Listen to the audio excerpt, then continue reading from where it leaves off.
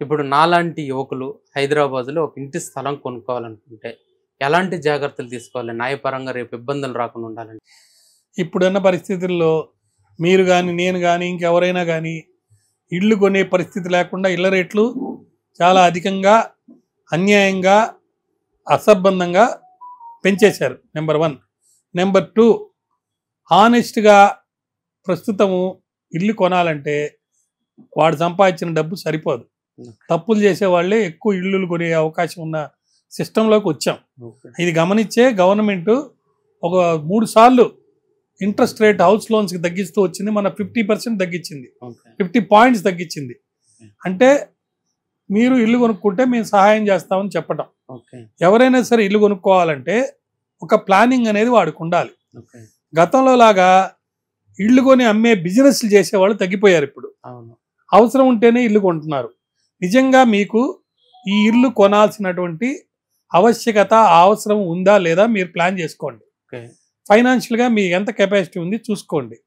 Next ఒక financial కన్సల్టెంట్తో మాట్లాడి మీ ప్రస్తుత ఇన్కము, ఫ్యూచర్ ఇన్కము, మీ హౌస్ నీడ్స్, మీ దగ్గర ఆల్రెడీ దాచిపెట్టుకున్న డబ్బు ఇవన్నీ క్యాలిక్యులేట్ చేసుకుంటూ లోన్ ఎంతవరకు ఇస్తారు, ఆ లోన్ తీసుకుంటే మీరు ఎంతకాలం ఈ లోన్ లయబిలిటీ ఉంటుంది, ఇవన్నీ అసెస్ చేసుకున్న తర్వాత నిజంగా మీకు అవసరం ఉంటే ఆ స్థలం ఇల్లు కొనుక్కోవాలంటే ఏ స్థలంలో కట్టారో ఆ స్థలానికి ఆ స్థలం నాది అని చెప్పేవాడికి ఏ విధంగా హక్కు వచ్చింది అనేది తెలుసుకోవాలి.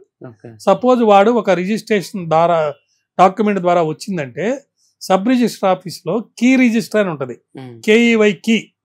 ఆ కీ రిజిస్టర్లో సెర్చ్ చేయాలంటే సెర్చ్ ఫీజు కట్టాలి. సెర్చ్ ఫీజు కడితే కీ రిజిస్టర్లో సెర్చ్ చేసి దాంట్లో నుంచి డాక్యుమెంట్స్ బయటికి తీసి ఎస్ ఇదిగో ఈ ఆస్తికి సంబంధించి ఇప్పుడు దాకా జరిగిన ట్రాన్సాక్షన్ అన్నీ ఇవి అని మనకి ఇస్తారు.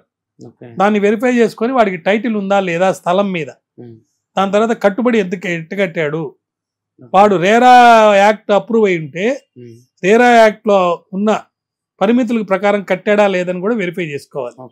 అవన్నీ కరెక్ట్గా ఉంటే సబ్ రిజిస్టర్ ఆఫీస్లో వెరిఫై చేసిన తర్వాత డాక్యుమెంటు రిజిస్ట్రేషన్కి తయారు చేయించుకోవాలి.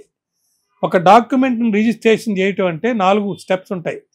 ఫస్ట్ ఎగ్జిక్యూషన్ అంటే వాడు వీడు కూర్చొని అనుకున్న మాటల్ని కాగితం రూపంలో రాసుకొని తయారు చేసి సంతకాలు పెట్టడాన్ని ఎగ్జిక్యూషన్ అంటారు.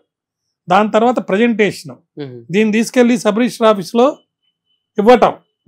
సబ్ రిజిస్టర్ గారు దాన్ని వెరిఫై చేసి ఎన్ని కరెక్ట్గా ఉన్నాయి అనుకుంటే దాన్ని అడ్మిట్ చేసుకుంటాడు. డాక్యుమెంట్ అడ్మిట్ అయిన తర్వాత నెక్స్ట్ రిజిస్ట్రేట్ చేసే ముందు దీనికి సంబంధించి కోర్టు ఉత్తర్వులు ఎక్కడి నుంచి అయినా వచ్చినాయా, రిజిస్టర్ చేయొద్దని చెప్పి ఏమన్నా ఆర్డర్స్ ఉన్నాయా, ఇవన్నీ వెరిఫై చేసిన తర్వాత సబ్ రిజిస్టర్ దాన్ని రిజిస్టర్ చేసి మనకి డాక్యుమెంట్ ఇస్తాడు. ఆ లోన్ ఒకవేళ ఏదైనా ఉంటే ఆ లోన్ విషయం కూడా మార్టిగేజ్ కింద బ్యాంక్ వాళ్ళు పంపించిన దాన్ని కూడా రికార్డ్ చేసుకొని సబ్జెక్ట్ టు దిస్ మార్టిగేజ్ అని కూడా దాంట్లో రాసి ఆ డాక్యుమెంట్ మనకి ఇస్తాడు.